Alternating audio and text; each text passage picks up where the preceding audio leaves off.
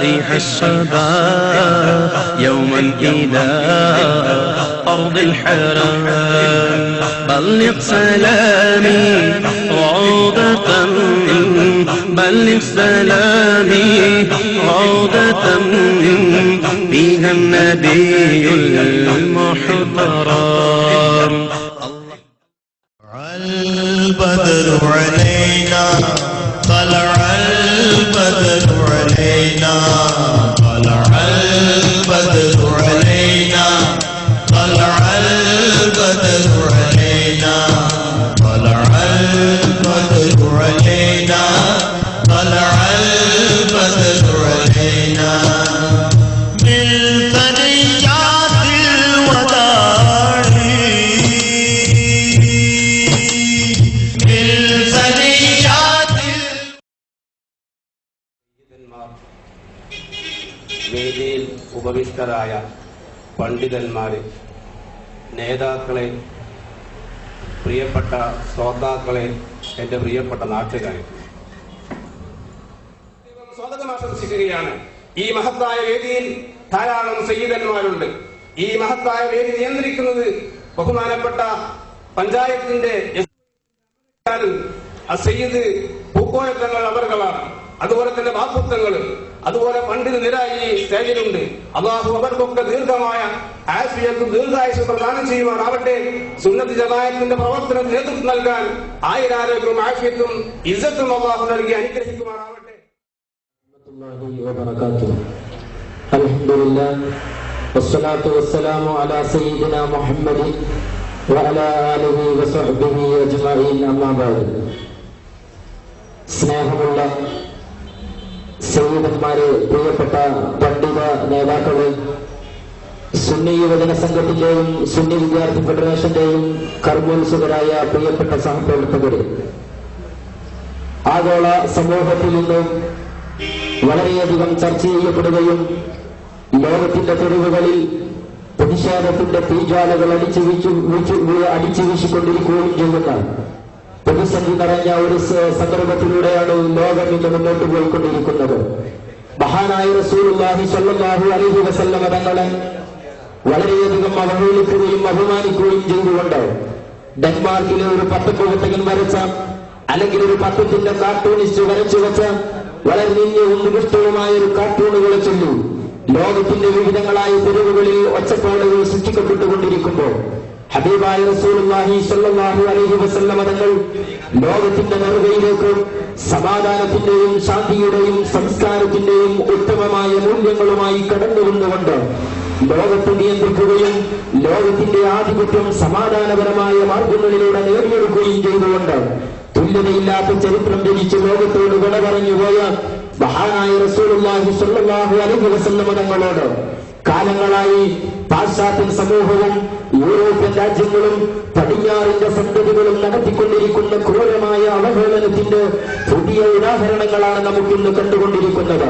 യഥാർത്ഥത്തിൽ നാം ചരിത്രപരമായി പരിശോധിക്കുമ്പോൾ വിശുദ്ധമായ ദീനുൽ ഇസ്ലാം ലോകത്തിന്റെ തെരുവുകളിലേക്ക് കടന്നു വന്നുകൊണ്ട് ഈ ലോകത്തെ ജനസമൂഹത്തോട് സംവദിച്ച, ഈ ലോകത്തെ ജനസമൂഹത്തോട് വിളംബരം ചെയ്ത ശാന്തിയുടെയും സമാധാനത്തിന്റെയും സന്ദേശങ്ങൾ വിസ്മരിച്ചുകൊണ്ടാണ് യൂറോപ്പിന്റെ തെരുവുകളിൽ നിന്ന്, പടിഞ്ഞാറിന്റെ ക്രൂരമായ തൂലികയിൽ നിന്ന് അഷ്റഫുൽ ഖൽഖ് ത്വഹ റസൂലുള്ളാഹി സ്വല്ലല്ലാഹു അലൈഹി വസല്ലമയും അതുപോലെ ആ പ്രവാചകൻ പ്രബോധനം ചെയ്ത ഇസ്ലാമിന്റെ ആദർശങ്ങളും വികലമാക്കപ്പെട്ടുകൊണ്ടുള്ള ലേഖനങ്ങളും പ്രഭാഷണങ്ങളും കാർട്ടൂണുകളും പുറത്തു വന്നുകൊണ്ടിരിക്കുന്നത് എന്ന് വിസ്മരിക്കാൻ നിർവാഹമില്ല.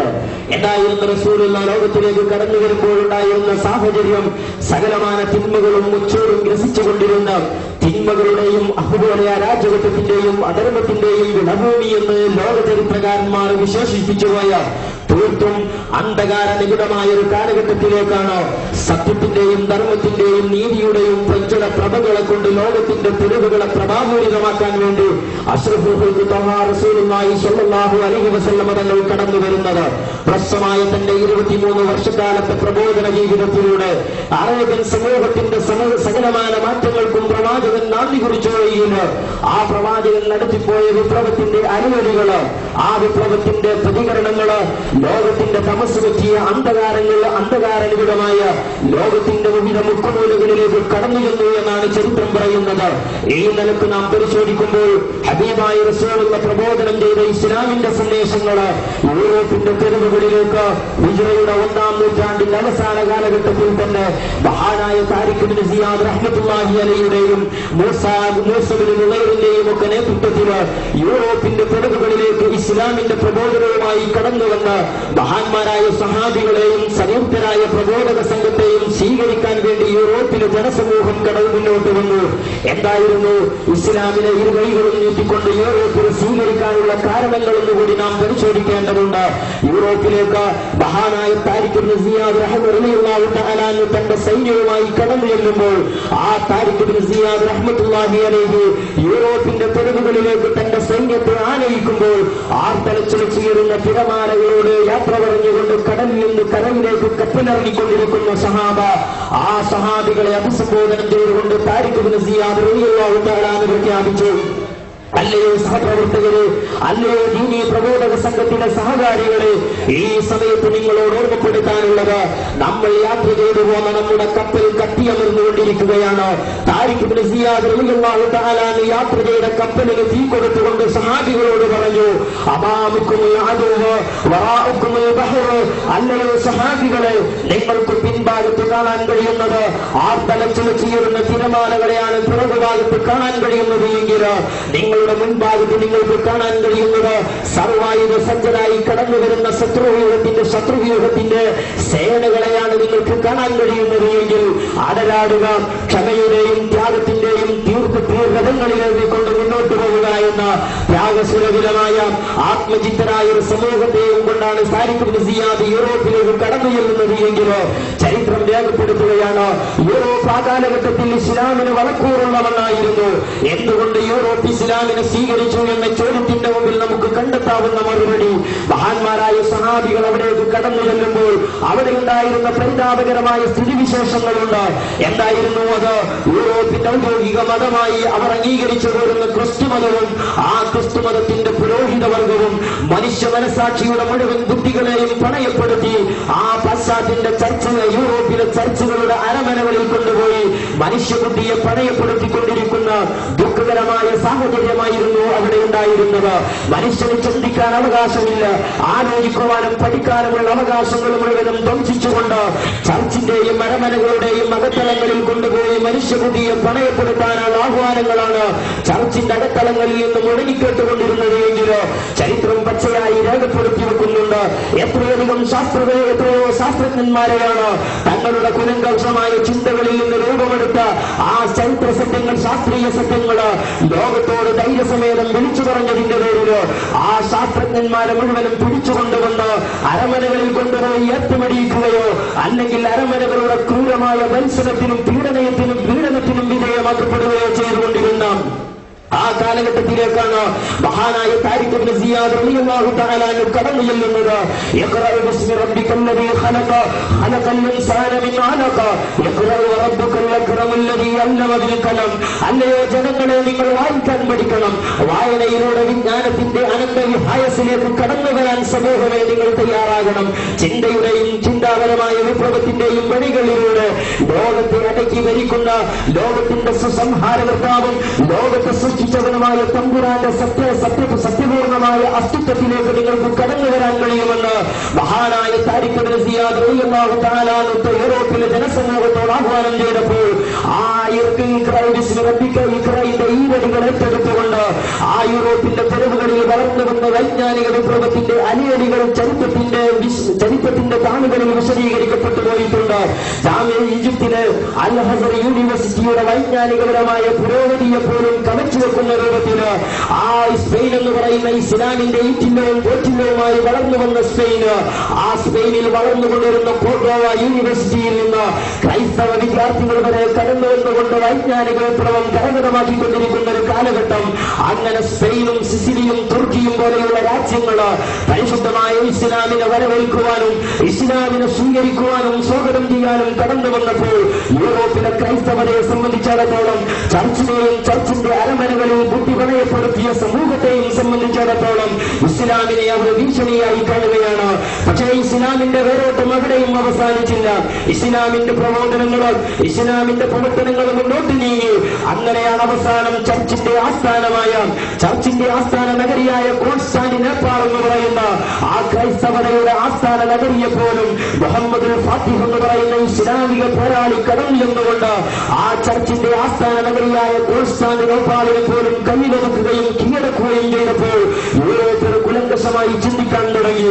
പരിശുദ്ധമായ ഇസ്ലാമിന്റെ വേരോട്ടം തടുത്തു നിർത്തിയില്ല എങ്കിൽ, ഇസ്ലാമിന്റെ ഈ വിപ്ലവകരമായ മുന്നോട്ട് പോക്കിനെ തടഞ്ഞു നിർത്തിയില്ല എങ്കിൽ യൂറോപ്പ് മുഴുവനും ഇസ്ലാമിന്റെ കൈകളിൽ അകപ്പെടുമെന്ന് ഞെട്ടിപ്പിക്കുന്ന വികാരത്തിലേക്ക് ക്രൈസ്തവ സമൂഹവും യൂറോപ്യൻ രാഷ്ട്രങ്ങളും കടന്നുപോയപ്പോൾ അവർ പിന്നീട് ചിന്തിച്ചത് മുസ്ലിം സമുദായത്തെ പിറകോട്ട് വലിക്കാൻ എന്തൊക്കെയുണ്ട് മാർഗങ്ങൾ എന്നതിനെ കുറിച്ചാണ്.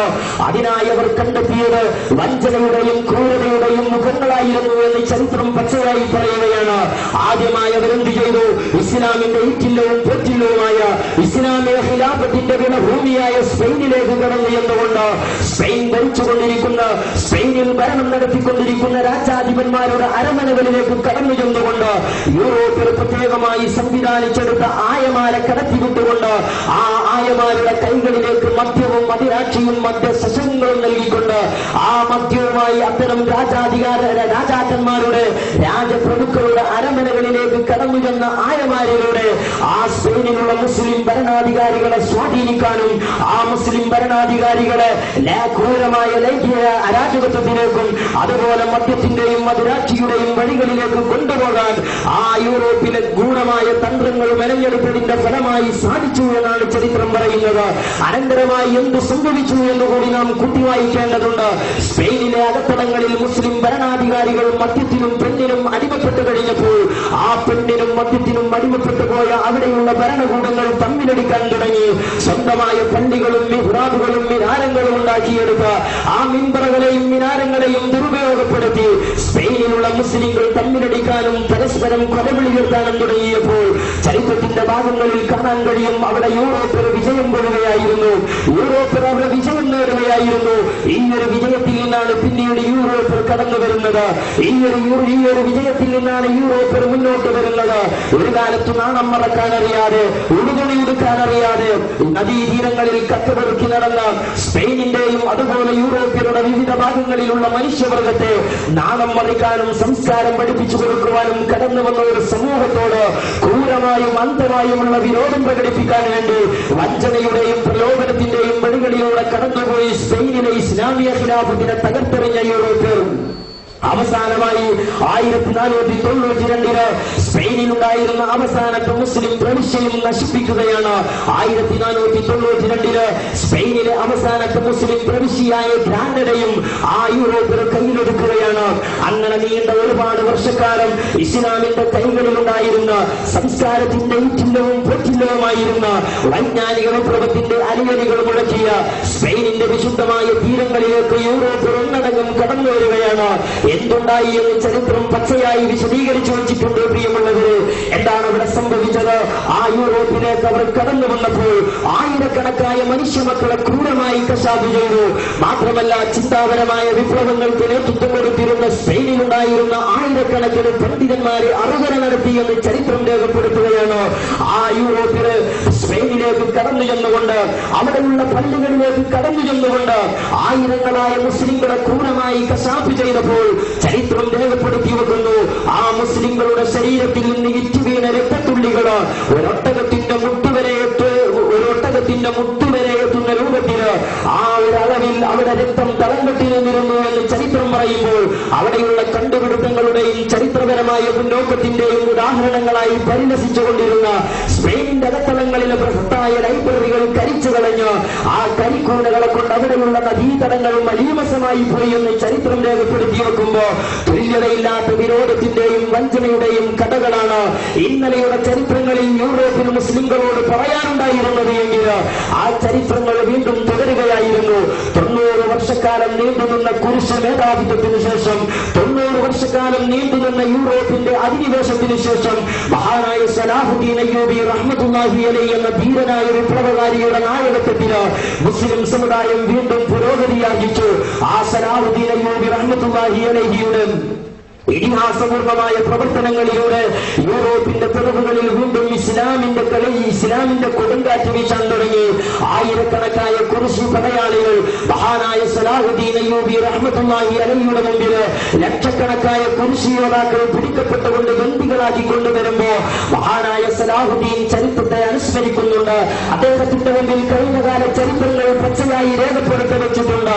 സ്പെയിനിലേക്ക് ഒരു കാലത്ത് യൂറോപ്പിൽ കടന്നു ചെന്നപ്പോൾ ആയിരക്കണക്കായ മനുഷ്യമക്കളെ ക്രൂരമായി കശാപ്പ് ചെയ്ത കഥയാണ് പറയാനുള്ളത് എങ്കിൽ മഹാനായ സലാഹുദ്ദീൻ അയ്യൂബിയുടെ ചരിത്രത്തിൽ നമുക്ക് അനുസ്മരിക്കാനുള്ളത് തന്റെ മുമ്പിൽ ബന്ദികളാക്കപ്പെട്ട ലക്ഷക്കണക്കായ പടയാളികൾക്ക് മാപ്പ് നൽകി അവരേക്ക് അവരുടെ വീടുകളിലേക്ക് തിരിച്ചയച്ച പാരമ്പര്യമാണ് മഹാനായ സലാഹുദ്ദീൻ അയ്യൂബി കാഴ്ചവെച്ചത് എങ്കിൽ ആ സലാഹുദ്ദീൻ അയ്യൂബി കടന്നുവന്ന് മുസ്ലിങ്ങൾക്ക് നവജാഗരണത്തിന്റെയും നവോത്ഥാനത്തിന്റെയും പുത്തൻ ചിന്താഗതികളുമായി മുസ്ലിങ്ങളെ പുരോഗതിയുടെ വഴികളിലേക്ക് ആനയിച്ചുകൊണ്ടിരുന്നു എന്ന് ചരിത്രങ്ങളിൽ നമുക്ക് കാണാൻ കഴിയും.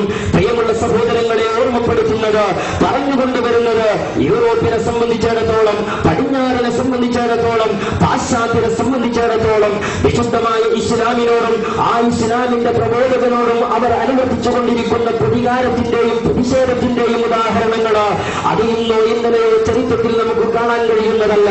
ചരിത്രത്തിന്റെ എത്രയോ കാലഘട്ടങ്ങൾക്ക് മുമ്പ് തന്നെ യൂറോപ്പിയുടെ അന്ധമായ വിരോധവും അന്ധമായ വെറുപ്പുകളും നമുക്ക് വായിച്ചെടുക്കാൻ കഴിയും. തീർന്നില്ല.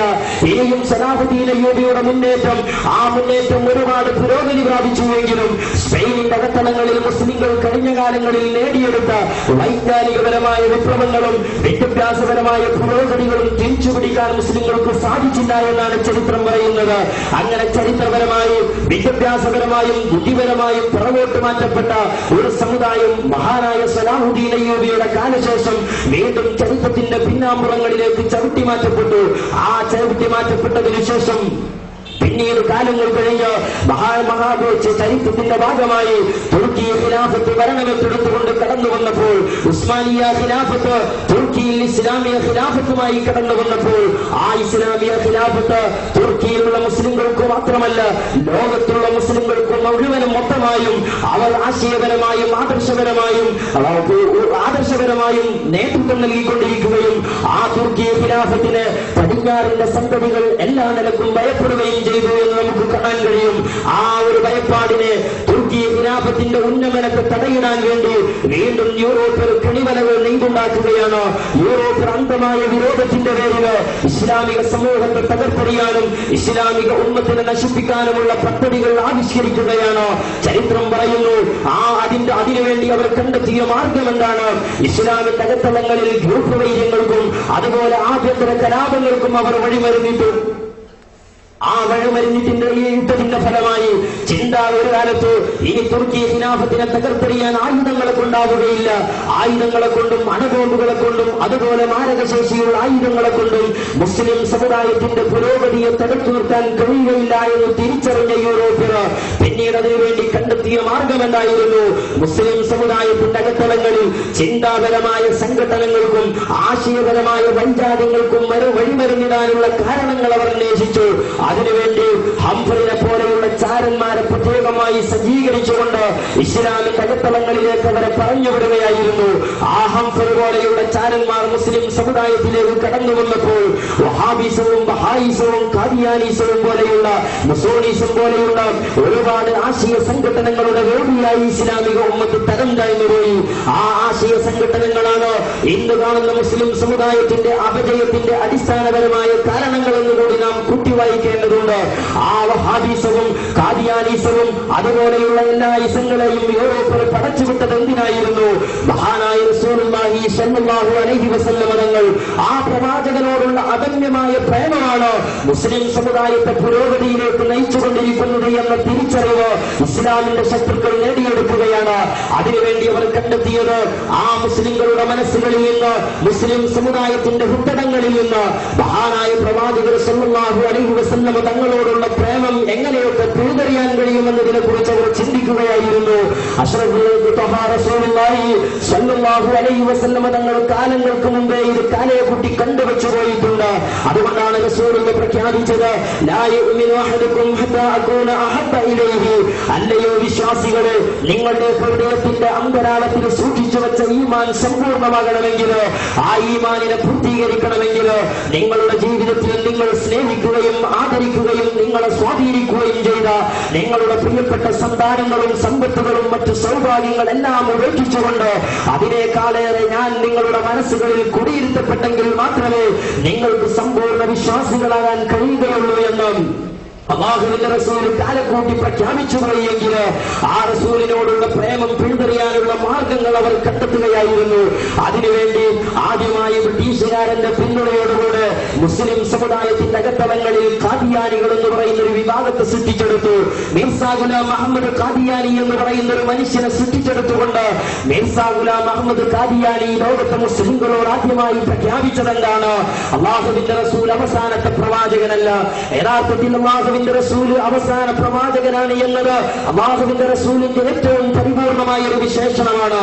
ഇനിയൊരു പ്രവാചകന്റെ പ്രബോധനം ആവശ്യമില്ലാത്ത രൂപത്തിൽ കാലാന്തരങ്ങൾ കടന്നു വരുന്ന മുഴുവൻ സമൂഹത്തിനും ജീവിതോപാധിയായി ജീവിക്കാനുള്ള മാർഗരേഖയായി അല്ലാഹുവിന്റെ റസൂൽ പ്രബോധനം നിർവഹിച്ചു പോയി എന്ന് ഇസ്ലാം അസന്നിഗ്ധമായി പ്രഖ്യാപിക്കുമ്പോൾ കാലാന്തരങ്ങളിലൂടെ കടന്നുപോയ മുസ്ലിം സമുദായം ഒന്നടങ്കം ആ ഒരു വിശ്വാസം അനുവർത്തിച്ചു കൊണ്ടുകൊണ്ടിരുന്നപ്പോൾ ആ റസൂലുള്ള പ്രഖ്യാപിക്കുകയും മുസ്ലിങ്ങൾ നെഞ്ചകത്തിൽ ഏറ്റുപിടിക്കുകയും ചെയ്ത ഇസ്ലാമിക വിശ്വാസത്തിന്റെ അടിസ്ഥാനപരമായ ഒരു പ്രമാണത്തെ വികലമായി ചിത്രീകരിച്ചുകൊണ്ട് യൂറോപ്പിന്റെ കൈകളിലെ കളിപ്പാട്ടമായ മിർസാ ഗുലാം അഹമ്മദ് ഖാദിയാനി ലോകത്തോട് പ്രഖ്യാപിച്ചു, അല്ലാഹുവിന്റെ റസൂൽ അവസാനത്തെ പ്രവാചകനല്ല, ഞാനും ഒരു പ്രവാചകനാണ്. മുഹമ്മദ് നബി മാത്രമല്ല പ്രവാചകൻ, ഞാൻ ഇന്നൊരു പ്രവാചകനാണെന്ന് പ്രഖ്യാപിച്ചുകൊണ്ട് കടന്നു വരികയും ഇസ്ലാമിക സമുദായത്തിൽ ഇസ്ലാമിന്റെ ടൈറ്റിലുകളിൽ ജീവിച്ചുകൊണ്ടിരിക്കുന്ന ഒരു വിഭാഗം ആളുകളെ കയ്യിലെടുക്കുകയും ചെയ്ത് ഇസ്ലാമിന്റെ അകത്തളങ്ങളിൽ ആശയപരമായ സംഘടനത്തിന് വേദിയൊരുക്കുകയായിരുന്നു. ഇങ്ങനെ ഒരു ഭാഗത്ത് ചൈതന്യം രൂപമെടുത്ത് കടന്നു വന്നപ്പോൾ മറുഭാഗത്ത് വഹാബിസം എന്ന് പറയുന്ന ഒരു വിഭാഗത്തെ സൃഷ്ടിച്ചെടുത്തു. എന്താണ് മുഹമ്മദ് ബിൻ അബ്ദുൽ വഹാബ് എന്ന് പറയുന്ന പുത്തൻ ചിന്താഗതിയുടെ വക്താവായി ബ്രിട്ടീഷുകാരിൽ നിന്ന് ചാരം വാങ്ങി കടന്നു വന്ന മുഹമ്മദ് ബിൻ അബ്ദുൽ വഹാബ് ഈ രാജ്യത്തെ മുസ്ലിങ്ങളോട്, ഈ ലോകത്തെ മുസ്ലിങ്ങളോട് പ്രഖ്യാപിച്ചതെന്താണ്? ആദ്യമായി അദ്ദേഹം പ്രഖ്യാപിച്ചു, ലോകത്തുള്ള മുഴുവൻ മുസ്ലിങ്ങളും ഇസ്ലാമിന് അന്യമാണ്, അവരൊക്കെയും ഇസ്ലാമിന് പുറത്താണ്, അവരൊക്കെയും പച്ചയായ മുസ്ലിക്കുകളാണെന്ന് ലോകത്തിന്റെ നെറുകയിൽ കയറിയിരുന്നുകൊണ്ട് പ്രഖ്യാപിക്കാൻ രാഷ്ട്രം കാണിച്ച മുഹമ്മദ് ബിൻ അബ്ദുൽ വഹാബിനെ സംബന്ധിച്ചിടത്തോളം ആ വ്യക്തിക്ക് അതിനുള്ള പ്രചോദനം നൽകിയത്, അതിനുള്ള ധൈര്യം പകർന്നത് യൂറോപ്യൻ സമൂഹത്തിന്റെ അകൈതവമായ പിന്തുണയും സഹായങ്ങളുമായിരുന്നു എന്ന് ചരിത്രത്തിൽ നിന്ന് കണ്ടെത്താൻ കഴിയും.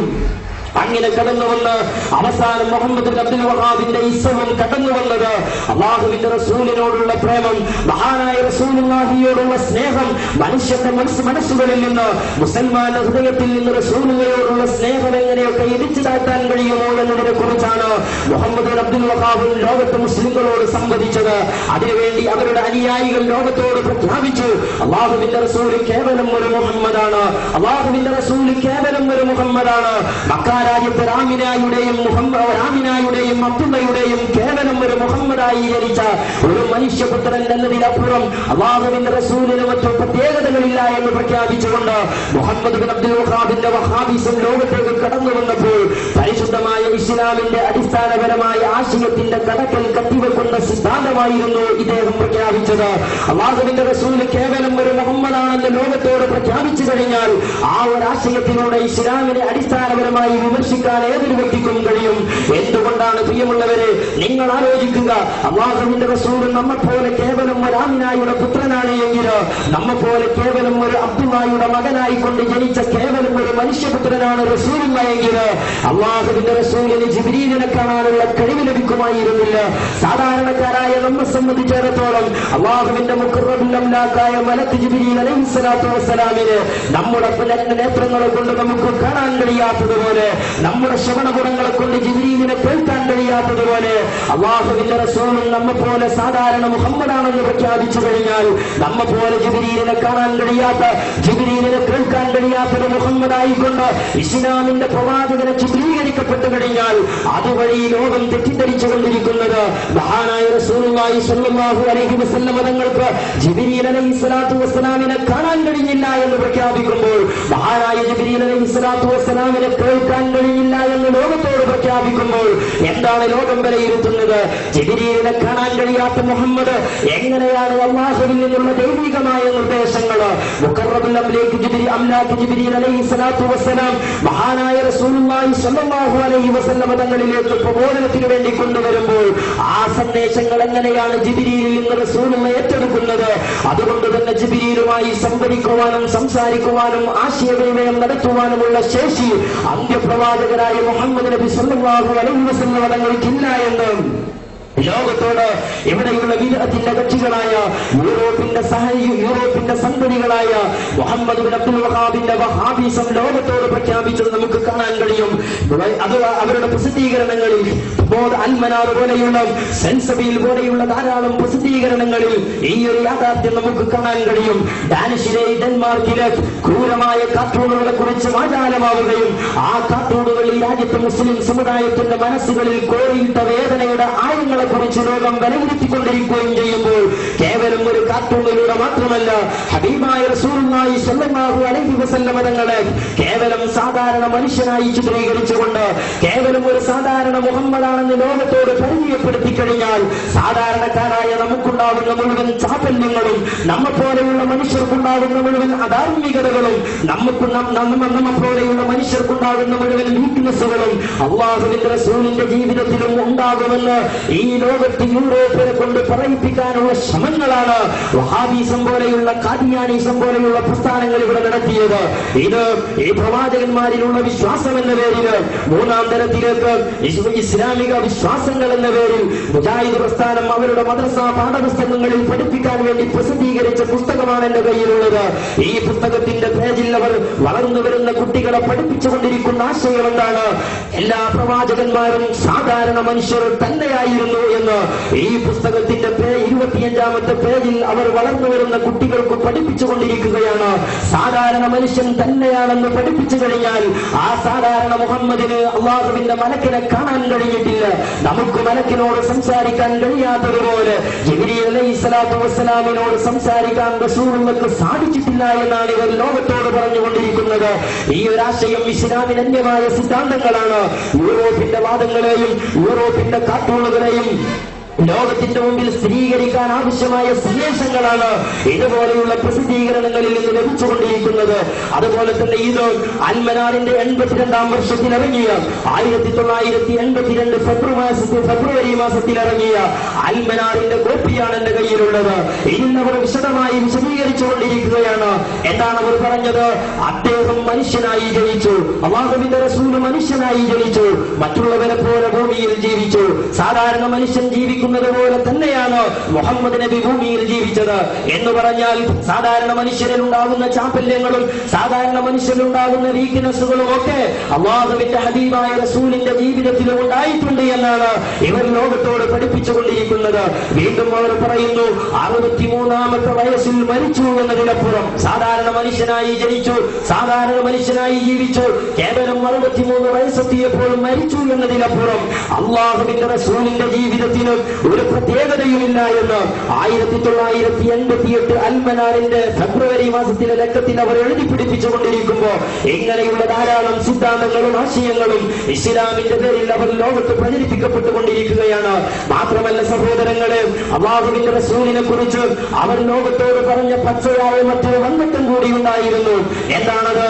അല്ലാഹുവിന്റെ റസൂൽ സാധാരണ മനുഷ്യനായതുകൊണ്ട് ആ മനുഷ്യന്റെ ജീവിതത്തിൽ സാധാരണ മനുഷ്യരിലുണ്ടാകുന്ന തെറ്റുകളും കുറ്റങ്ങളുമുണ്ട് എന്ന് അവർ രേഖപ്പെടുത്തി വെക്കുന്നു. എന്നിട്ട് പറയുന്നു, ഒരു സാധാരണ മനുഷ്യന് ചിലപ്പോൾ വീഴ്ച പറ്റുന്നത് പോലെ, ഒരു സാധാരണ മനുഷ്യന് ചിലപ്പോൾ വീഴ്ച പറ്റുന്നത് പോലെ മഹാനായ റസൂലുള്ളാഹി സ്വല്ലല്ലാഹു അലൈഹി വസല്ലം തങ്ങളെ സംബന്ധിച്ചിടത്തോളം ലോകത്തിന്റെ തെളിവുകളിൽ യൂറോപ്യൻ സമൂഹം പടിഞ്ഞാറിന്റെ സന്തതികളിൽ നിന്ന് നടത്തിക്കൊണ്ടിരിക്കുന്ന ഒച്ചപ്പാടുകൾ നാം പരിശോധിച്ചു നോക്കുകയാണെങ്കിൽ ആ ഒച്ചപ്പാടുകൾ ഒരു ഭാഗത്ത് ഇസ്ലാമിനെയും മുസ്ലിങ്ങളെയും താറടിച്ചു കാണിക്കാനുള്ള ഗൂഢമായ തന്ത്രങ്ങളാണെന്ന് നാം കണ്ടെത്തുമ്പോൾ ആ ഒരു തന്ത്രത്തെ ഇസ്ലാമിക അകത്തളങ്ങളിൽ ഔദ്യോഗികമായി പഠിപ്പിച്ചെടുക്കാൻ വേണ്ടിയാണോ, ആ ഒരു ആശയം മുസ്ലിം സമുദായത്തിൽ ഔദ്യോഗികമായി രൂപപ്പെടുത്തിയെടുക്കുന്നതിന് വേണ്ടിയാണോ വഹാബിസവും അതുപോലെ ഖാദിയാനിസവും പോലെയുള്ള ആശയങ്ങൾ ഈ ലോകത്ത് ഈ മുസ്ലിം സമുദായത്തിന്റെ അകത്തളങ്ങളിൽ രൂപപ്പെടുത്തിയെടുത്തത്? ഞാനിതുവരെ വായിച്ച ഉദാഹരണങ്ങളിൽ നിന്ന്, ഞാനിതുവരെ വായിച്ച പ്രസിദ്ധീകരണങ്ങളിൽ നിന്ന് നമുക്ക് കണ്ടെത്താൻ കഴിയുന്ന ഒരു വസ്തുതയുണ്ട്. എന്താണത്? യൂറോപ്പിൽ പഠിപ്പിച്ചു പോയ ആശയങ്ങൾ, ആ ആശയങ്ങൾ കടമെടുത്തുകൊണ്ട് യൂറോപ്പിലുള്ള കൈകളിൽ നിന്ന് അച്ചാരം വാങ്ങി അവരിൽ നിന്ന് അവർക്ക് വേണ്ടി ഓശാനപാടി മുസ്ലിം സമുദായത്തിൽ അവന്റെ യൂറോപ്യന്റെ ആശയങ്ങൾ പഠിപ്പിച്ചെടുക്കാനുള്ള ശ്രമങ്ങൾക്ക് വേദിയൊരുക്കുകയാണ് ഇതുപോലെയുള്ള പാഠപുസ്തകങ്ങളിലൂടെയും ഇതുപോലെയുള്ള പ്രസിദ്ധീകരണങ്ങളിലൂടെയും ചെയ്തുകൊണ്ടിരിക്കുന്നത് എന്ന് നാം മനസ്സിലാക്കേണ്ടതുണ്ട്. ഞാൻ പറഞ്ഞുകൊണ്ടുവന്നത് ഇത് അൽമനാറിന്റെ 1983 ഏപ്രിൽ പ്രസിദ്ധീകരിച്ച അൽമനാർ മാസികയുടെ കോപ്പിയാണ് എന്റെ കയ്യിലുള്ളത്. ഈ കോപ്പിയിൽ അവർ എഴുതി വെച്ചത് എന്താണ്? ഒരു സാധാരണ മനുഷ്യന് ചിലപ്പോൾ വീഴ്ച പറ്റുന്നത് പോലെ, അപാകതകൾ സംഭവിക്കുന്നത് പോലെ മഹാനായ നബി സല്ലല്ലാഹു അലൈഹി വസല്ലമയുടെ ജീവിതത്തിൽ വീഴ്ചകളും അപാകതകളും സംഭവിക്കാറുണ്ടായിരുന്നു എന്നാണ് ഈ പ്രസിദ്ധീകരണത്തിൽ യൂറോപ്പിന്റെ ചുവട് പിടിച്ചുകൊണ്ട് യൂറോപ്പിന്റെ ആശയങ്ങൾ കടമെടുത്തുകൊണ്ട് അവർ ഈ രാജ്യത്ത് പ്രചരിപ്പിച്ചുകൊണ്ടിരിക്കുന്നത്. ഏറ്റവും കൂടുതൽ ദുഃഖത്തോടുകൂടെ അനുസ്മരിക്കാൻ ആഗ്രഹിക്കുകയാണ്. നിഷ്പക്ഷ വിദ്യാലയങ്ങളെ ശ്രദ്ധിക്കുന്ന മുഴുവൻ മനുഷ്യരോടും ഞങ്ങൾ ഓർമ്മപ്പെടുത്തുകയാണ്, ഇതിനേക്കാളും അതീവ ഗൗരവമായ അതീവ ഗുരുതരമായ രാഷ്ട്രീയം കൂടി അവർ മുസ്ലിങ്ങളോട് പഠിപ്പിച്ചു വെച്ചു പോയിട്ടുണ്ട്. എന്താണത്? സെൻസബിൽ മാസികയിൽ അവർ എഴുതി വെച്ചു. എന്താണ് എഴുതി വെച്ചത്? മഹാനായ റസൂലുള്ളാഹി സ്വല്ലല്ലാഹു അലൈഹി വസല്ലം തങ്ങൾ കേവലം ഒരു തെറ്റ് ചെയ്യുമെന്ന് മാത്രമല്ല, അപാകതകൾ സംഭവിക്കുമെന്ന് മാത്രമല്ല, അള്ളാഹുവിന്റെ റസൂൽ ഒരു ദിവസം ജീവിതത്തിൽ 100ഓളം വരുന്ന തെറ്റുകൾ ചെയ്യുന്ന ഒന്നാംകിട ക്രിമിനലാണ് അള്ളാഹുവിന്റെ റസൂൽ എന്ന് പച്ചയായി മലയാള ഭാഷയിൽ എഴുതിവിട്ട പ്രസിദ്ധീകരണങ്ങൾ യൂറോപ്പിൽ ഓശാന പാടിക്കൊണ്ട് മുസ്ലിം സമുദായത്തിൽ വിറ്റഴിക്കപ്പെട്ടുകൊണ്ടിരിക്കുകയാണ്. ഇന്നും നമ്മുടെയൊക്കെ അകത്തളങ്ങളിൽ വഹാബിസം ചെയ്തുകൊണ്ടിരിക്കുന്നത് എന്ന് വിസ്മരിക്കാൻ നിർവാഹമില്ല. അതുപോലെ തന്നെ വഹാബിസത്തിന്റെ ചുവട് കൊണ്ട് ഈ സമുദായത്തിലേക്ക് കടന്നു വന്ന മറ്റൊരു പ്രസ്ഥാനമാണ് ഇന്ത്യൻ ജമാഅത്തെ ഇസ്ലാമി എന്ന് പറയുന്ന അബ്ദുല്ലാഹി മൗദൂദിയുടെ സന്ദേശങ്ങൾ ഏറ്റുപിടിച്ചുകൊണ്ട് ഈ രാജ്യത്ത് പ്രവർത്തിച്ചുകൊണ്ടിരിക്കുന്ന മൗദൂദിയൻ ചിന്താധാരകൾ എടുത്ത് പരിശോധിച്ചു നോക്കുകയാണെങ്കിലും അവിടങ്ങളിലും യൂറോപ്പിന്റെ സ്വാധീനങ്ങളും യൂറോപ്പിന്റെ കാർട്ടൂണുകളിൽ അധിഷ്ഠിതമായ ആശയങ്ങളും വ്യംഗ്യമായും പരോക്ഷമായും പ്രചരിപ്പിക്കപ്പെട്ടതായി നമുക്ക് കാണാൻ കഴിയും. മഹാനായ റസൂലുള്ളാഹിനോടുള്ള അദമ്യമായ പ്രേമം, ആ പ്രേമത്തെ പിടിപറിയാൻ ഏതൊക്കെ മാർഗങ്ങളുണ്ടോ ആ മാർഗങ്ങൾ മുഴുവനും ആവിഷ്കരിച്ചുകൊണ്ടാണ് യൂറോപ്പിൽ കടന്നു വന്നത് എങ്കിൽ ആ മാർഗങ്ങൾ മുഴുവനും ഏറ്റെടുത്തുകൊണ്ട് അത് ഇസ്ലാമിന്റെ അകത്തലങ്ങളിൽ പ്രചരിപ്പിക്കുക എന്നതാണ് ഈ ബിദ്അത്തിന്റെ കക്ഷികൾ ഇവിടെ നടത്തിക്കൊണ്ടിരിക്കുന്നത്. ഇത് പ്രബോധനം മാസികയാണ്. ഈ പ്രബോധനം മാസികയിൽ 1981 ഡിസംബർ മാസത്തിൽ പ്രസിദ്ധീകരിച്ച പ്രബോധനത്തിന്റെ ലക്കമാണ് എന്റെ കൈകളിലുള്ളത്. എന്റെ പ്രിയപ്പെട്ട മുസ്ലിങ്ങളെ, ഡെൻമാർക്കിന്റെ തെരുവുകളിൽ ഡാനിഷിലെ പട്ടപ്രവർത്തകന്മാർ വരച്ചു വെച്ച കാർട്ടൂണിന്റെ പേരിൽ അള്ളാഹുവിന്റെ റസൂലിന്റെ സ്നേഹം പ്രകടമാക്കിക്കൊണ്ട് ആ കാർട്ടൂണുകൾക്കെതിരെ നാം പ്രതികരിച്ചു കൊണ്ടിരിക്കുമ്പോൾ ആ കാർട്ടൂണ് തുല്യമായും യൂറോപ്പിന്റെ ആശയങ്ങൾ പച്ചയായി എഴുതി വെച്ച പ്രസിദ്ധീകരണമാണ് എന്റെ കയ്യിലുള്ളത്. എന്താണ് ഇതിൽ പറയുന്നത്? മുഹമ്മദ് നബി സല്ലല്ലാഹു അലൈഹി വസല്ലമ അബ്ദുള്ള എന്ന പുരുഷന്റെയും ആമിന എന്ന സ്ത്രീയുടെയും മകനായിട്ടാണ് ജനിച്ചത്. സാധാരണ മനുഷ്യരെ പോലെ തന്നെയാണ് അദ്ദേഹം ജനിച്ചത്. വളർന്നു വലുതായതും അങ്ങനെ തന്നെ. വൻപ്രവാചകന്മാരെ പോലെ അദ്ദേഹവും ഒരു സാധാരണ മനുഷ്യർ തന്നെയായിരുന്നു എന്ന് 1981 ഡിസംബർ മാസത്തിൽ എഴുതിവിട്ട ഈ പ്രബോധനത്തിന്റെ വരികളിലൂടെ മുസ്ലിം സമുദായത്തെ ചൊല്ലിപ്പിടിപ്പിച്ചുകൊണ്ടിരിക്കുമ്പോൾ ഇവിടെ നാം അറിയേണ്ട യാഥാർത്ഥ്യമുണ്ട്. എന്താണത്? അള്ളാഹുവിന്റെ റസൂൽ സാധാരണ മനുഷ്യനാണെന്ന് വിശ്വസിച്ചു കഴിഞ്ഞാൽ ആ മനുഷ്യനെ എങ്ങനെയെങ്കിലും വിമർശിക്കാം. അള്ളാഹുവിന്റെ റസൂൽ സാധാരണ മനുഷ്യനാണെന്ന് വിശ്വസിപ്പിക്കപ്പെട്ടു കഴിഞ്ഞാൽ ആ സാധാരണ മനുഷ്യന്റെ ജീവിതത്തിൽ വൈകാരികതകൾ ഉണ്ടാകാം, വൈകാരികമായ പ്രക്ഷുബ്ധതകൾ ഉണ്ടാകാം. ആ വൈകാരികതയുടെ പേരിൽ ഒരു സാധാരണ മനുഷ്യൻ ഒരു പക്ഷേ ചിലപ്പോൾ തീവ്രവാദിയായി മാറിയേക്കാം, അതുപോലെ വികാരജീവിയായി മാറിയേക്കാം, സ്ത്രീലംബടനായി മാറിയേക്കാം. അതുകൊണ്ട് റസൂലുള്ള സാധാരണ മനുഷ്യനാണെന്ന് ജമാഅത്തെ ഇസ്ലാമിയും അതുപോലെ വഹാബിസവും ഈ രാജ്യത്ത് പഠിപ്പിച്ചു വെക്കുകയും ആ പഠിപ്പിച്ച ആശയത്തെ മുന്നിൽ വെച്ചുകൊണ്ട് യൂറോപ്പിൽ പറയുന്നു ആ സാധാരണ മുഹമ്മദ് ഒരു തീവ്രവാദിയായിരുന്നു, അസാധാരണ മുഹമ്മദ് ഒരു സ്ത്രീലമ്പടനായിരുന്നു എന്നും ഇവരുടെ ആശയങ്ങളെ മുഖവിലക്കെടുത്തുകൊണ്ട് അല്ലെങ്കിൽ അവരുടെ ആശയങ്ങൾ ഇവർ കടമെടുത്തുകൊണ്ട് ഒരു അച്ചുതണ്ടിലൂടെ ഒരു കേവലം ഐക്യത്തിലൂടെ ഒരു പ്രത്യേകമായ മുന്നണി സംവിധാനത്തിലൂടെ യൂറോപ്യർ കോശാന പാടിക്കൊണ്ട് ഈ വിഭാഗം മുന്നോട്ട് പോയിക്കൊണ്ടിരിക്കുകയാണ്. മാത്രമല്ല പ്രബോധനം മറ്റൊരു വസ്തുത കൂടി എഴുതി വെക്കുകയുണ്ടായി. എന്താണത്? മഹാനായ റസൂലുള്ളാഹി സ്വല്ലല്ലാഹു അലൈഹി വസല്ലം തങ്ങൾ ആ റസൂലുള്ളയെ കുറിച്ച് ലോകത്ത് മുസ്ലിങ്ങൾ അസന്നിഗ്ധമായി പ്രഖ്യാപിക്കുകയാണ്. ആ റസൂലുള്ള ലോകത്തോട് വിട പറഞ്ഞു പോയാലും മഹാനായ അബൂബക്കർ സിദ്ദീഖ് റളിയല്ലാഹു തആല അൻഹുവും മഹാനായ ഉമർ ഇബ്നുൽ ഖത്താബ് റളിയല്ലാഹു തആല ലോകത്തോട് വിട പറയുമ്പോൾ അവരൊക്കെയും വഫാത്താകുന്നതിന് മുമ്പ് തന്റെ പ്രിയപ്പെട്ടവരെ വിളിച്ചുകൊണ്ട് ചെയ്ത വസിയത്തുണ്ട്. എന്തായിരുന്നു അത്? ഞാൻ മരണപ്പെട്ടു കഴിഞ്ഞാൽ, ഞാൻ വഫാത്തായി കഴിഞ്ഞാൽ എന്റെ ഭൗതികമായ ശരീരം അടക്കം ചെയ്യപ്പെടേണ്ടത് അല്ലാഹുവിന്റെ റസൂലിന്റെ സാമീപ്യത്തായിരിക്കണം, അല്ലാഹുവിന്റെ റസൂലിന്റെ സാന്നിധ്യത്തിനായിരിക്കണമെന്ന് അവർ പ്രഖ്യാപിക്കുന്നുവെങ്കിൽ അതിന്റെ അർത്ഥം എന്താണ്? അതിന്റെ താല്പര്യം എന്താണ്? ആഖിറ ലോകത്തിലേക്ക് നടന്നു നീങ്ങിയ അല്ലാഹുവിന്റെ റസൂലിന്റെ ഭൗതിക ശരീരം, ആ ഭൗതിക ശരീരം ഒരിക്കലും ജീർണിച്ചു പോയിട്ടില്ല, ആ ഭൗതിക ശരീരം ഒരിക്കലും നാമാവശേഷമായിട്ടില്ല എന്ന യാഥാർത്ഥ്യം അംഗീകരിക്കുകയാണ് സിദ്ദീഖുൽ അക്ബർ തങ്ങളും ഉമറുൽ ഫാറൂഖ് തങ്ങളുമെങ്കിൽ അല്ലാഹുവിന്റെ റസൂൽ ഒരു ഹദീസിലൂടെ തന്നെ പ്രഖ്യാപിച്ചിട്ടുണ്ട്, ഇന്നല്ലാഹ ഹറമ അലൽ അർളി അജ്സാദൽ അംബിയാ, അല്ലാഹു തആല ഭൂമിയുടെ മേൽ അമ്പിയാക്കന്മാരുടെ ശരീരം നിഷിദ്ധമാക്കിയിട്ടുണ്ട് എന്നും സാധാരണ മനുഷ്യരുടെ ശരീരങ്ങൾ ജീർണിച്ചു പോകുന്നത് പോലെ, സാധാരണ മനുഷ്യന്റെ ശരീരം പുഴുക്കളും ഭൂമിയും തിന്ന് നശിപ്പിക്കുന്നത് പോലെ അല്ലാഹുവിന്റെ റസൂലിന്റെ അല്ലാഹുവിന്റെ റസൂലിന്റെ ശരീരം ഭൂമിക്ക് നിഷിദ്ധമാണെന്ന് പ്രഖ്യാപിച്ചു പോയ റസൂലുള്ള, ആ റസൂലുള്ളയുടെ സിദ്ധാന്തങ്ങളെ മുഴുവനും അവഗണിച്ചുകൊണ്ട് ഓറിയന്റലിസ്റ്റുകൾക്ക് വേണ്ടി, സിയോണിസ്റ്റുകൾക്ക് വേണ്ടി ഓശാനപാടി പ്രബോധനത്തിന്റെ 1987 ജനുവരിയിൽ പുറത്തിറങ്ങിയ പ്രബോധനത്തിൽ പറയുന്നു, പ്രവാചകന്മാർക്ക് മരിക്കാമെങ്കിൽ, എന്താണ് പറയുന്നത്? പ്രവാചകന്മാർക്ക് മരിക്കാമെങ്കിൽ അവരുടെ മൃതദേഹങ്ങൾ മണ്ണിൽ മറമാടുകയും ചെയ്യാമെങ്കിൽ പിന്നെ ആ ഘടങ്ങൾ മണ്ണിൽ ചേരാതെ ഇരിക്കുന്നതിൽ എന്തെങ്കിലും പ്രത്യേക ഗുണമുണ്ടെന്ന് തോന്നുന്നില്ല. മൃതശരീരം വെളിയിലിരുന്ന് ജീർണിച്ച് ജീവിച്ചിരിക്കുന്ന മനുഷ്യർക്ക് ബുദ്ധിമുട്ടുണ്ടാവാതിരിക്കാനാണല്ലോ മറമാടപ്പെടുന്നത്. എന്താണ് ജമാഅത്തെ ഇസ്ലാമിക്കാരൻ കണ്ടെത്തുന്നത്? അല്ലാഹുവിന്റെ റസൂൽ മരണപ്പെട്ടുപോയി, ആ മരണപ്പെട്ടുപോയ റസൂലുള്ളയെ മറവ് ചെയ്തത്, അല്ലെങ്കിൽ മുസ്ലിങ്ങൾ മരണപ്പെട്ടു കഴിഞ്ഞാൽ ആ മുസ്ലിമിനെ മറവ് ചെയ്യുന്നത്, ആ മുസ്ലിമിന്റെ ഭൗതികമായ ശരീരം ജീർണിച്ച് ആ ജീർണിച്ച ശരീരത്തിൽ നിന്ന് പുറത്തു വരുന്ന ദുർഗന്ധങ്ങള് ജീവിച്ചിരിക്കുന്ന മനുഷ്യർക്ക് ബുദ്ധിമുട്ടുണ്ടാക്കാതിരിക്കാനാണ് മനുഷ്യനെ മറവ് ചെയ്യുന്നത് എന്ന ബുദ്ധിപരമായ കണ്ടുപിടുത്തം ജമാഅത്തെ ഇസ്ലാമി നടത്തുകയാണ്. എന്നാൽ ഒരു ബുദ്ധിരഹിതമായ വാദമാണ്. ചോദിക്കട്ടെ സഹോദരങ്ങള്, ആധുനിക സമൂഹത്തിന്റെ മുമ്പിലും ഒരു ഭൗതികമായ ശരീരം കാലങ്ങളോളം ജീർണിച്ചു പോകാതെ സൂക്ഷിച്ചു വെക്കാനുള്ള സംവിധാനം ലോകം കണ്ടെത്തിയിട്ടുണ്ട് എങ്കിൽ ആ കണ്ടെത്തലിന്റെ പേരിലും ആ കണ്ടെത്തിയ മാർഗമനുസരിച്ചുകൊണ്ട് ഇന്ന് മുസ്ലിങ്ങൾ മരിച്ചാൽ അവരെ മറവ് ചെയ്യാതെ അങ്ങനെ സൂക്ഷിച്ചു വെക്കാമെന്ന വാദം ജമാഅത്തെ ഇസ്ലാമിക്കുണ്ടോ? യഥാർത്ഥത്തിൽ അല്ലാഹു തആല ഒരു നിയമം ഇറക്കിയാൽ, അല്ലാഹു തആല ഒരു തീരുമാനം പ്രഖ്യാപിച്ചാൽ ആ തീരുമാനത്തെ ബുദ്ധിയിൽട്ടുകൊണ്ട് വ്യാഖ്യാനിച്ച് ആ ബുദ്ധിയുടെ അകത്തലങ്ങളിൽ ഒതുങ്ങാത്ത ആശയങ്ങളെ മുഴുവനും വലിച്ചെറിയുക എന്നതാണ് യൂറോപ്പിന്റെ സന്തതികളായ ഇതുപോലെയുള്ള സിയോണിസ്റ്റ് ചാരന്മാർ ലോകത്ത് നടത്തിക്കൊണ്ടിരിക്കുന്നത്. ഞാൻ പറഞ്ഞുകൊണ്ടുവരുന്നത്, എന്റെ പ്രിയപ്പെട്ട സഹോദരങ്ങളെ സൂചിപ്പിച്ചുകൊണ്ടിരിക്കുന്നത്, ഈ രാജ്യത്ത് ഈ ലോകത്ത് ബ്രിട്ടീഷുകാരൻ ചെയ്തുപോയ, യൂറോപ്യൻ ചെയ്തുപോയ ക്രൂരമായ പ്രവർത്തനങ്ങളാണ്. ഇങ്ങനെ സിയോണിസ്റ്റുകളെയും ബഹായിസത്തിനെയും വഹാബീസത്തിനെയും കാദ്യാനിസത്തെയും സൃഷ്ടിച്ചെടുത്ത ഈ രാജ്യത്തെ ഈ ലോകത്തെ യൂറോപ്യൻ സമൂഹം മുസ്ലിം സമുദായത്തെ തളർത്തിക്കിടത്താനുള്ള ശ്രമങ്ങൾ ആരംഭിച്ചു. അങ്ങനെ മുസ്ലിം സമുദായത്തെ തളർത്തിക്കിടത്തി. പക്ഷേ നാം മറ്റൊരു വസ്തുത കൂടി കണക്കിലെടുക്കേണ്ടതുണ്ട്.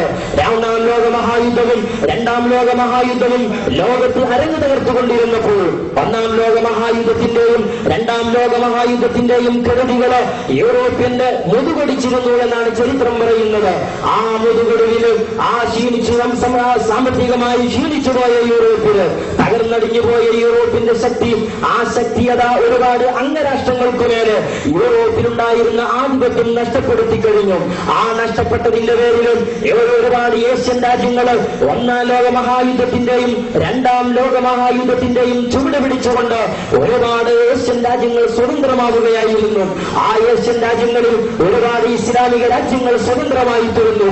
ആ സ്വതന്ത്രമായ ഇസ്ലാമിക രാജ്യങ്ങളിൽ ഇസ്ലാമിക പരിവർത്തനത്തിന്റെയും ഇസ്ലാമിക നവോത്ഥാനത്തിന്റെയും ഇസ്ലാമിക പരിവർത്തനത്തിന്റെയും വിപ്ലവത്തിന്റെയും കൊടുങ്കാറ്റ് വീശാൻ തുടങ്ങി. അതുകൊണ്ട് തന്നെ ആ ഇസ്ലാമിക രാജ്യങ്ങളിൽ നിന്ന് മുഴങ്ങിക്കൊണ്ടിരിക്കുന്ന ഇസ്ലാമിക വിപ്ലവത്തിന്റെ കൊടുങ്കാറ്റുകൾ യൂറോപ്പിൽ നിന്ന് ഭയത്തോടുകൂടെയാണ് കുതിച്ചുകൊണ്ടിരിക്കുന്നത്. അതേസമയത്ത് മറ്റൊരു വസ്തുത കൂടി ഇതിലേക്ക് നാം കൂട്ടിവായിക്കേണ്ടതുണ്ട്.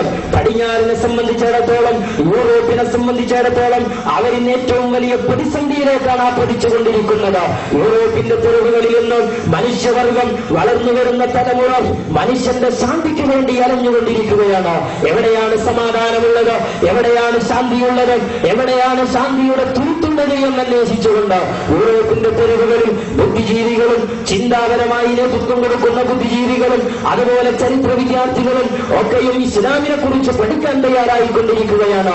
യൂറോപ്പിൽ കുത്തഴിഞ്ഞ ജീവിതം നയിച്ചപ്പോൾ ലൈംഗികമായ അരാജകത്വം യൂറോപ്പിനെ ഗ്രസിച്ചുകൊണ്ടിരുന്നപ്പോൾ ആ ലൈംഗികമായ അരാജകത്വത്തിന്റെ പേരിൽ എയ്ഡ്സ് പോലെയുള്ള മഹാമാരികളെ കൊണ്ട് യൂറോപ്പിൽ മനുഷ്യരെ ചത്തൊടുങ്ങിക്കൊണ്ടിരിക്കുമ്പോൾ ഇതിൽ നിന്ന് രക്ഷ നേടാൻ എവിടെയുണ്ട് വഴിയെന്ന് അന്വേഷിച്ച് യൂറോപ്പിന്റെ തെരുവുകളിൽ മുസ്ലിം സമുദായം, യൂറോപ്പിന്റെ തെരുവുകളിൽ ലോക സമൂഹം, യൂറോപ്പിന്റെ തെരുവുകളിൽ മനുഷ്യമക്കള് ഇസ്ലാമിന്റെ തെരുവുകളിൽ ഇസ്ലാമിന്റെ വഴികളിലേക്ക് കടന്നു വന്നുകൊണ്ടിരിക്കുമ്പോൾ ആ ഇസ്ലാമിന്റെ വഴികളിലേക്കുള്ള യൂറോപ്യൻ സമൂഹത്തിന്റെ ഒഴുക്കിനെ തടഞ്ഞു നിർത്താനുള്ള മാർഗമായിക്കൊണ്ടാണ് ഡെൻമാർക്കിന്റെ പത്രങ്ങളിലും അതുപോലെയുള്ള പത്രങ്ങളിലും പ്രസിദ്ധീകരണങ്ങളിലും അല്ലാഹുവിന്റെ റസൂലിനെ വികലമാക്കി ചിത്രീകരിച്ചുകൊണ്ടിരിക്കുന്നത്. മാത്രമല്ല ഇസ്ലാമിക രാജ്യങ്ങളിൽ നിന്ന് ഉയർന്നു വന്നുകൊണ്ടിരിക്കുന്ന പരിവർത്തനത്തെ ഊന്നിക്കെടുത്താനും നശിപ്പിക്കാനുമുള്ള ശ്രമങ്ങളും അമേരിക്ക നടത്തുന്നുണ്ട്. അതിന്റെ പേരിലാണ് യൂറോപ്പിലുള്ള ഗൂഢമായ പദ്ധതി നടപ്പാക്കിയതാണ് ഇറാഖിന്റെ തെരുവുകളിൽ നമുക്ക് കാണാൻ കഴിയുന്നത്.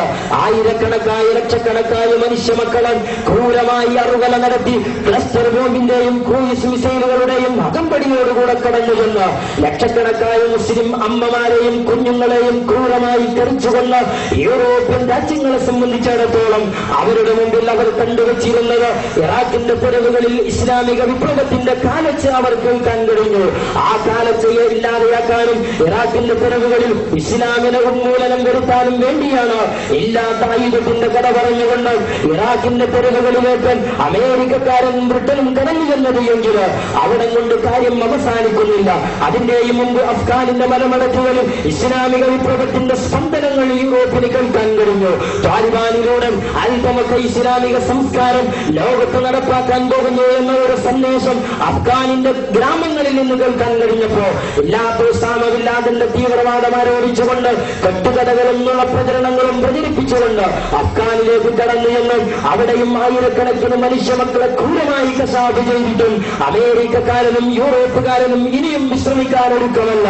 ഏറ്റവും അവസാനമായി ആനുകാലിക സമൂഹത്തിൽ നിന്ന് കേട്ടുകൊണ്ടിരിക്കുന്ന ദുഃഖകരമായ മറ്റൊരു വാർത്ത കൂടിയുണ്ട്. എന്നല്ലെങ്കിൽ നാളെ ഇറാഖിനെ നശിപ്പിച്ചതുപോലെ അഫ്ഗാനിനെ നശിപ്പിച്ചതുപോലെ ഇറാനിനെയും നശിപ്പിക്കാനുള്ള തിരയിലേക്കാണ് യൂറോപ്പിൽ നിന്ന് മുന്നോട്ട് പോയിക്കൊണ്ടിരിക്കുന്നത്. ഇസ്ലാമിക രാജ്യത്ത്, ഏതെങ്കിലും ഒരു ഇസ്ലാമിക രാജ്യത്ത് ഒരാറ്റം ബോംബിന്റെയോ അണുബോംബിന്റെയോ സന്ദേശം കേൾക്കാൻ അമേരിക്കക്കാരന് കഴിയുന്നില്ല. ഇസ്ലാമിക രാജ്യത്തിന്റെ അകത്തളങ്ങളിൽ ഒരു മാരകമായ ശേഷിയുള്ള ആയുധമുണ്ട് എന്ന് വിശ്വസിക്കാൻ അങ്ങനെ ഒരു അറിയിപ്പ് യൂറോപ്യൻ സമൂഹം ഞെട്ടലോടുകൂടെയാണ് വിലയിരുത്തിക്കൊണ്ടിരിക്കുന്നത്. അതുകൊണ്ട് തന്നെ ഇറാനിലേക്ക് അമേരിക്കക്കാരൻ ദൃഷ്ടി വായിപ്പിച്ചുകൊണ്ടിരിക്കുകയാണ്. ഇറാനിൽ ആയുധശേഷിയുണ്ട്, അനുഭവമുണ്ടെന്ന് കെട്ടുകഥ പറഞ്ഞുകൊണ്ട്, ആയുധങ്ങളുടെ കഥ പറഞ്ഞുകൊണ്ട് ഇറാഖിനെയും ശിഥിലമാക്കാനുള്ള പദ്ധതികളുമായി യൂറോപ്പിൽ മുന്നോട്ട് പോകുമ്പോൾ ഇടയ്ക്ക് ഞാൻ ദുഃഖത്തോടുകൂടെ ഓർമ്മപ്പെടുത്തുകയാണ് പ്രിയമുള്ളവര്. ചേരുചേരാണയത്തിന്റെ വാർത്താക്കളായി ഒന്നാം ലോക മഹായുദ്ധത്തിന്റെയും രണ്ടാം ലോക മഹായുദ്ധത്തിന്റെയും ഒക്കെ വേളകളിൽ യാതൊരു ചേരിയിലും പെടാതെ യാതൊരു കക്ഷിത്വത്തിലും ഭയപ്പെടാതെ മഹാനായ ജവഹർലാൽ നെഹ്റുവിന്റെ നേതൃത്വത്തിൽ ചേരിചേരാ നയം പ്രഖ്യാപിച്ചുകൊണ്ട് ഉന്നതമായ മൂല്യം സംരക്ഷിച്ചുകൊണ്ട് ലോകത്തിന് മാതൃകയായ ഇന്ത്യ രാജ്യം കഴിഞ്ഞ കാലങ്ങളിൽ ഈ രാജ്യം അനുവർത്തിച്ചു പോന്ന ചേരിചേരാ നയത്തിന്റെ കടക്കിൽ കത്തിവെച്ചുകൊണ്ട് ഈ രാജ്യം ഭരിക്കുന്ന ആധുനിക പ്രധാനമന്ത്രി, ഇന്ന് രാജ്യം ഭരിച്ചുകൊണ്ടിരിക്കുന്ന പ്രധാനമന്ത്രിയും ഉത്തരവാദപ്പെട്ട ഭരണകൂടങ്ങളും ഇവിടെ ഇതാ ചേരിചേരാ നയത്തെ മുഴുവനും നശിപ്പിച്ചു കളഞ്ഞ് ഇറാനെ നശിപ്പിക്കാൻ വേണ്ടി കടന്നുപോകുന്ന അമേരിക്കക്ക് വേണ്ടി കൊലനൂത്ത് നടത്തുകയും അമേരിക്കൻ ഭരണാധികാരികള് വൈറ്റ് ഹൗസിന്റെ അകത്തളങ്ങളിലേക്ക് വിളിച്ചു വരുത്തി ഏതെങ്കിലും ഒരു വെള്ള പേപ്പർ കയ്യിൽ കൊടുത്തുകൊണ്ട് ഒപ്പുവെക്കാൻ പറഞ്ഞാൽ കുമ്പസരിച്ചുകൊണ്ട് ഏത്തമിട്ടുകൊണ്ട് ആ വെള്ള പേപ്പറിൽ ഒപ്പുവെക്കുന്നൊരവസ്ഥയിലേക്ക് ഇന്ത്യ രാജ്യത്തിന്റെ ഉത്തരവാദപ്പെട്ട പ്രധാനമന്ത്രിമാരും ഭരണകൂടങ്ങളും തരം താഴ്ന്നു പോയിരിക്കുന്നു എന്ന് വളരെ ദുഃഖത്തോടുകൂടെ, അതിനേക്കാളുപരി അതീവ ഗൗരവത്തോടുകൂടെ ആ കാര്യം പ്രബുദ്ധരായ രാജ്യത്തുള്ള ജനസമൂഹം തിരിച്ചറിയേണ്ടതുണ്ട്. പൂർണ്ണില്ല സഹോദരങ്ങള്, സമുദായത്തിന്റെ അവകാശങ്ങളും പറഞ്ഞുകൊണ്ട്, സമുദായത്തിന്റെ പുരോഗതി പറഞ്ഞുകൊണ്ട്, സാമുദായിക നേതൃത്വം മൊത്തമായി ഏറ്റെടുത്തുകൊണ്ട് അധികാര സോപാനങ്ങളിൽ എത്തിപ്പെട്ട് കേന്ദ്രമന്ത്രി പദങ്ങളും അതുപോലെയുള്ള ആസ്വാദനങ്ങളും കയ്യിലെത്തിയപ്പോൾ ഇതുപോലെയുള്ള ഇസ്ലാമിനെ മുറിവേൽപ്പിക്കുന്ന ഇസ്ലാമിക രാജ്യങ്ങളെ നശിപ്പിക്കാനുള്ള കുഴിലോത്തുകൾക്ക് മന്ത്രിപ്പണിയുടെയും അധികാരത്തിന്റെയും പേരിൽ ഓശാന വേറുന്ന സമുദായ നേതൃത്വത്തെയാണ് മുസ്ലിം സമുദായത്തിന് മുന്നിൽ കാണാൻ കഴിയുന്നത് എങ്കിൽ ഇവിടെ സ്പെയിനുകൾ ആവർത്തിക്കപ്പെട്ടുകൊണ്ടിരിക്കുകയാണ്. ഒരു കാലത്ത് അധികാരമൊത്തു പിടിച്ച അധികാര ലഹരിക്കടിമപ്പെട്ട സ്പെയിനിലെ ഭരണകൂടങ്ങൾ, ആ ഭരണകൂടങ്ങൾ അവിടെയുള്ള മത്തു പിടിച്ച് ആ ഭരണകൂടങ്ങൾ ശിഥിലമായത് ഇസ്ലാമിക അടിത്തറയായിരുന്നുവെങ്കിൽ ഈ സമുദായത്തിന്റെ മൊത്തം നേതൃത്വം ഏറ്റെടുത്ത ഒരു ഭരണകൂടം അല്ലെങ്കിൽ സമുദായത്തിന്റെ നേതാക്കളെന്ന് അവകാശപ്പെട്ടുകൊണ്ട് ജനാധിപത്യ സംവിധാനങ്ങളിൽ ഇടമഴകി ജീവിച്ചുകൊണ്ടിരിക്കുന്ന ഉത്തരവാദപ്പെട്ട രാഷ്ട്രീയ നേതാക്കള് അധികാരത്തിന്റെ മത്തു പിടിച്ചുകൊണ്ട് ഈ സമുദായത്തെ ഇപ്പോഴും അവഗണിച്ചുകൊണ്ടിരിക്കുകയാണ്. ഞാൻ ആ വിഷയത്തിലേക്ക് കടന്നു പോവുകയല്ല, ചുരുക്കത്തിൽ പറഞ്ഞുകൊണ്ടുവരുന്നത്, ഞാൻ പറഞ്ഞതിന്റെ ചുരുക്കം യൂറോപ്പിനെ സംബന്ധിച്ചിടത്തോളം, പടിഞ്ഞാറിനെ സംബന്ധിച്ചിടത്തോളം വിശുദ്ധമായ ഇസ്ലാമിനോടും മഹാനായ പ്രവാചകനോടുമുള്ള യൂറോപ്പിനോട് വെറുപ്പ് എന്നും ഇങ്ങനെയും തുടങ്ങിയതല്ല. മഹാനായ താരിഖ് ഇബ്നു സിയാദ് റഹ്മത്തുള്ളാഹി അലൈഹിയുടെയും മൂസ ഇബ്നു നുമൈറിന്റെയും നേതൃത്വത്തിൽ ഇസ്ലാമിക പ്രബോധക സംഘം യൂറോപ്പിൽ കാലുകുത്തിയത് മുതൽക്ക് തന്നെ യൂറോപ്പിനെ സംബന്ധിച്ചിടത്തോളം ഇസ്ലാമിനോട് വെറുപ്പ് തുടങ്ങിയിട്ടുണ്ട്. കാലാന്തരങ്ങളിൽ ചരിത്രത്തിന്റെ ഇന്നലകൾ ഒളിഞ്ഞും തെളിഞ്ഞുമായി ഇസ്ലാമിനെ വികലമാക്കാനും മഹാനായ പ്രവാചകനെ താറടിച്ചു കാണിക്കാനുമുള്ള ശ്രമങ്ങൾ യൂറോപ്പിൽ നടത്തിയിട്ടുണ്ട് എന്നതാണ് വസ്തുത.